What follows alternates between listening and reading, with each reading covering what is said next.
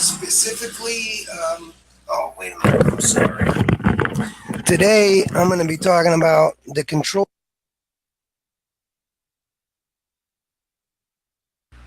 Sorry about that. Let me get everything right, make sure I got sound. Welcome, everybody. Thank you for joining me for another edition of Quick Hitters with Rocco Million. Tonight, I'm going to be talking about the controlled opposition that is the Democrat versus Republican divide. I'm going to be talking about the Russian narrative, and I'm going to be talking about the Democratic Party. Take 30 seconds to share this stream, invite your friends while I share it to my timeline, and then we will begin. Thanks a lot.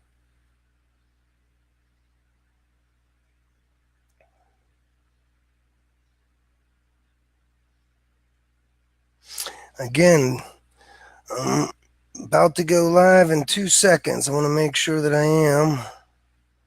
I'm not even, okay, there, all right, I'm good. Okay.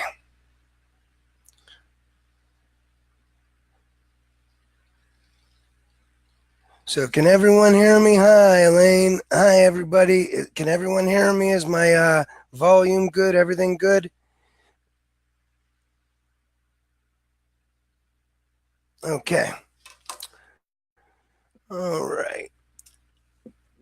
So, again, thank you for joining me, everyone, for another edition of Rocco Million Live, quick hitter edition of Rocco Million Live. Today, we're going to be focusing on controlled opposition, specifically as it has to do with the Russian narrative that we see jammed down our throat every day in the mainstream news. We're going to be talking about the fake Democrat versus Republican divide and the controlled opposition therein. So, watching the mainstream media, I keep seeing on CNN, they're talking about, they're having this program and they keep promoting it. And it's about Russia, and Putin is supposedly the most powerful man in the world. And they keep promoting it, and it's saying, did Russia or did Putin use his influence to get Trump elected? And I hate to, be a spoiler, but no, they didn't. Russia could have said anything they wanted about Bernie Sanders. Bernie Sanders would have still easily whooped Trump because he was the progressive populist candidate, grassroots candidate. So no, Russia didn't get Trump elected. The DNC did that. The Democratic Party got Trump elected. Just look up the DNC fraud lawsuit to find out how. You don't got to take my word for this stuff. This isn't like a conspiracy theory where you can never have the evidence to prove your claims. This stuff is well documented. So yeah, I mean, the DNC, they cheated and blackballed the populist progressive Bernie Sanders, and they instead ran the hated right wing Hillary. And then the DNC in open court, they argued that they can't be guilty of fraud, though, because they have a First Amendment right to rig our primary.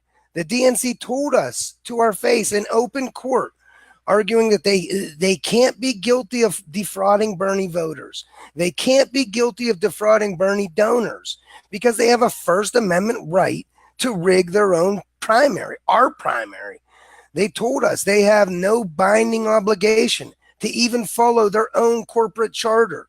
They told us to our face they have no obligation to democracy. All right. And they want us all to be hysterical about Trump and Putin subverting our democracy. You know what I mean?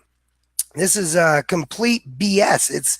And it's sad because it's a important thing to discuss. Anytime our government is working for the private purpose over the public purpose, it's horrible. But the whole thing is that the mainstream media is using the Trump narrative, the Russian narrative, as a distraction, really, to make us so scared, so outraged, so hopeless, so depressed that we accept and we vote for and support lesser fascists, lesser evil, like Hillary Clinton or, the Democratic Party. That's what this is all about. They want us hysterical about Trump and Putin subverting our democracy, but the reality is, our domestic oligarchy has been subverting our democracy and public purpose from the 70s. And so what's the real problem here? So that's the whole thing. We have more in common. This is all about controlled opposition to keep us separated and fighting against each other, fighting against our own interests, accepting artificial scarcity, because they know that we actually have way more in common with Trump voters than we do with Hillary or Trump. And the ruling class understand this, and that's why they use this controlled opposition. They have to find ways to keep us divided superficially, to keep us from demanding that our government satisfy its constitutional mandate to the public purpose. See, the right-wing neoliberal duopoly, both parties, Democrats and Republicans, they are all about protecting their own private purpose agenda. It's all about protecting their own fascist private purpose agenda. All right, that's how you get a Democratic Party that would rather lose to right-wing fascists like Trump over winning with New Deal real progressives like Bernie. Because New Deal real progressives like Bernie represent the public purpose. They represent the bottom income distribution, first and foremost, because that's the only way to balance a consumer-driven economy like ours. And so, of course, the neoliberal right-wing duopoly, they don't want the public purpose. So they install their own right-wing choice. So you got two right-wing choices, Hillary or Trump. And this way, no matter who wins, the domestic oligarchy is served. And that's exactly what's been happening from the 70s. And again, you don't have to take my word for this. You could just simply look it up. This is well-documented information. Both parties from the 70s teamed up to kill the full employment policies of the New Deal. All right, this ushered in our right-wing neoliberal hell that we find ourselves in today. All right, this is marked by a privatization of the public space and deregulation of everything. All right, it's also marked by our government starving our economy of public spending with reduced deficits and targeting unemployment to force us all into copious amounts of private credit just to consume production and survive. That's neoliberalism. So both parties have been doing this kind of fascist stuff from the 70s. Both parties have been engaged in class war on labor from the 70s. And it's very easy to see how, because both parties have been targeting unemployment from the 70s. All right, that's bipartisan fascism. When you target unemployment, you're giving capital a weapon to wage war on labor with. All right, when capital has millions of people outside who are so desperate, they're unemployed and so desperate to do your job for cheaper, that puts downward pressure on all labor wages and working conditions. Right? That's how you get starvation wage jobs like we have today. So when government targets 5% unemployment, even if every single worker has the best job skills and every single worker has the most motivation to work, if our government is targeting 5% unemployment, then we're still going to be forcing millions of people to be unemployed and poor, regardless. That's sadistic, especially when you consider our communities are crumbling across America in need of work that's essential to the general welfare of society, i.e. government's job. So, this is what we need to be focused on. This is what they're trying to make you not think about. They don't want you to think about this operational reality. They don't want, they would rather you be hysterical over Trump. And that way you just, anything's better than him. Oh God, Russia's coming. Oh God, let me just go vote for this right-wing fascist who has been exploiting me with their ideological beliefs from the 70s. Bing. I mean, that's as simple as that. And don't feel dumb. I did it too. We are all brainwashed from birth like this.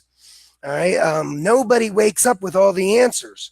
All right. Only through the knowledge of our actual operational reality can you see through all the partisan BS. Can you see through all the ideological BS? Can you see through all the lies and scare tactics designed to keep us divided and fighting against our own interests? That's what our operational reality does. And we're not taught our operational reality in school, So, but guess what? It doesn't matter because it's just simple logic. So all you got to do is have a little wee bit of determination and look up the greats like Dr. Stephanie Kelton, like Dr. Bill Mitchell, like Pavlina Chernova, Ellis Winningham, Dr. Fidel Kaboob, Stephen Hell. You look up these people and you learn this simple logic for yourself. And then you would never be fooled by a right-wing neoliberal again. I don't care if they say they're a Democrat or a Republican or whatever. All right. The only way I support real progressives, New Deal, real progressives, wherever they are. All right. If you don't support the bottom and advocate for the bottom income distribution first and foremost, then you advocate by default, you advocate for trickle down. You advocate for fascism. You advocate for targeting unemployment. So I won't support you. We only need to support real deal. New Deal, real progressives. So this is the thing, So does it matter really if Trump is working with Russian oligarchs to subvert our democracy and the public purpose, compared to, our domestic oligarchy or our public servants working with our domestic oligarchy from the 70s to subvert our democracy and subvert the public purpose? What's the difference? Both of these things result in a right-wing fascist government that works for its own private purposes at the expense of the public purpose. So what's it matter if we privatize the public space with Russian oligarchs or we privatize the public space with American oligarchs? The result is right-wing fascism for all of us. Either way, the result is economic and police terror for all of us. Either way. All right, that's what we have to understand. And this brings us right back to how we got Trump to begin with. The fact that the DNC would rather lose to right-wing fascists like Trump instead of win with New Deal, real progressives like Bernie. And, and the easy answer for that is simple. Both parties, the right-wing neoliberal duopoly, they want to protect their private purpose agenda. They want to privatize the public space and deregulate everything. They want to make as much profit on everybody else as they can. And Bernie, somebody like Bernie, represents the public purpose. He represents the bottom income distribution. First and foremost, they don't want that. So that's why, they would cheat him and put in 2 Republicans in the mainstream slots. Because then either if Democrat Hillary wins, the oligarchs are served. If Trump wins, the oligarchs are served. Either way, they win. Are you starting to understand? And it's real easy to know who represents labor and who don't. If you don't represent the bottom income distribution, first and foremost, you don't represent labor. You represent trickle down, voodoo economics. All right, trickle down. Demand don't trickle down. It naturally travels up. Trickle down leaves the bottom income distribution the first to be fired in an economic downturn, the last to be hired in an economic uptick. So that leaves the bottom in a constant state of pain, in a constant recession, depression. And because the bottom income distribution is the biggest segment of society, you can easily see how that's not consistent with civil society. So you can see how that's not consistent with government's mandate to the general welfare, to domestic tranquility. Okay? So what would be is for government to simply buy up all unemployment with a federally guaranteed living wage job program for everyone who wants one, to maximize our productive capacity, to meet everybody's base needs, to raise everyone's standard of living, rebuilding our communities across America in green, sustainable ways. All right, this is the public purpose, This is what we need to fight for. This is what we need to focus on. This fake partisan BS is killing us. It makes us spin our wheels and do nothing. All right. The same people who are arguing about Trump and talking about Trump working with Russia have no problem working with our domestic oligarchs to subvert our democracy and to subvert the public purpose. They have no problem with for-profit healthcare, making public goods that are essential for this general welfare for profit and inefficient and ineffective. They have no problem with that. Understand that. A blue wave of right-wing neoliberals does not help us, guys. Please listen to me. This is not my opinion. This is operational fact. All right, guys. Thanks a lot.